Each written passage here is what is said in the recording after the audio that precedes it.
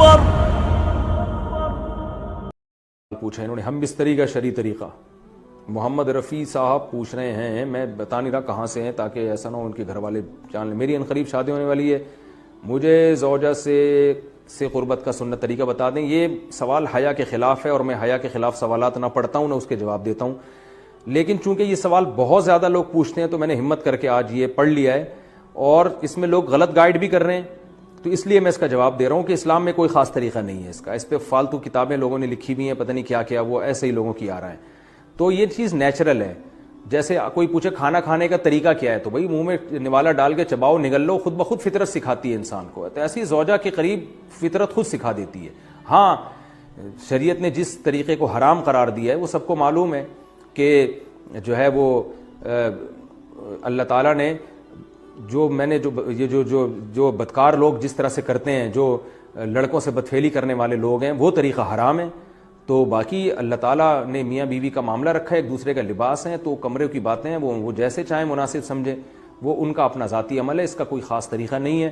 اور یہ نیچر انسان کو خود سکھاتی ہے, نہ یہ طریقے نہ کسی سے سیکھنے کی ضرورت ہے. بعض لوگ تو حد درجے کی بے شرمی کرتے ہیں, وہ شادی سے پہلے جو ہے وہ فحش فلمیں دیکھتے ہیں تاکہ ہمیں طریقہ آ جائے. یہ انتہائی درجے کی بےہودگی ہے, انتہائی درجے کی ایک لعنتی عمل ہے یہ.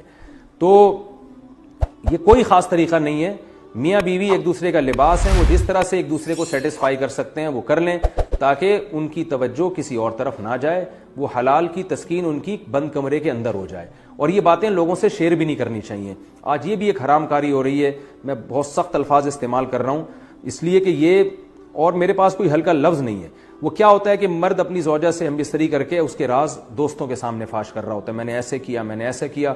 لڑکیاں بتا رہی ہوتی ہیں اپنی فرینڈس کو کہ میرے شوہر نے میرے ساتھ ایسے کیا. یہ بہت لعنتی عمل ہے. آپ صلی اللہ علیہ وسلم نے فرمایا جو عورت اپنے شوہر کے راز یا شوہر بیوی کے راز فاش کرتا ہے اس پر لعنت ہے, حدیث کا مفہوم ہے یہ.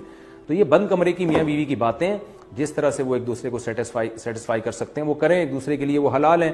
اور بس وہ طریقہ جو لڑکوں سے بدفعلی والا طریقہ ہے وہ طریقہ اسلام میں حرام ہے. اور اللہ تعالیٰ نے حالت حیض میں زوجہ سے ہم بستری کو حرام قرار دیا کیونکہ اس میں گندگی ہے.